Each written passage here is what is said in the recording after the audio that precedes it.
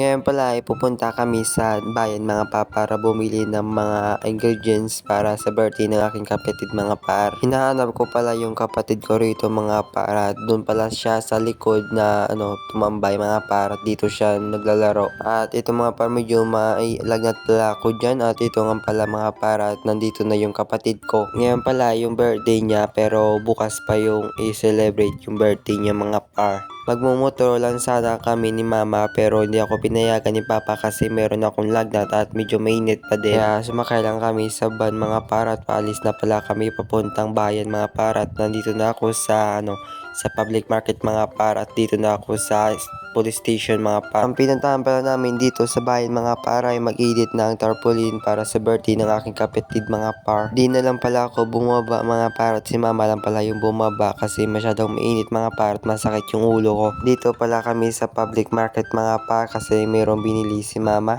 And pagkatapos pala bumili ni mama sa public market mga par, dito lang kami pumunta sa tinapayan para bumili ng tinapay mga par syempre. At ito mga par, pauwi na pala kami niyan mga par. And dito pala ako nag-aaral mga par at share ko lang. At sa wakas mga par, at nandito na pala kami sa bahay. Pinapauna ko lang pala yung kapatid ko dyan mga par na bumaba. At dito mga par ay naayos-ayos yung motor ni papa noon. And hanggang dito na yung video kaya bye bye!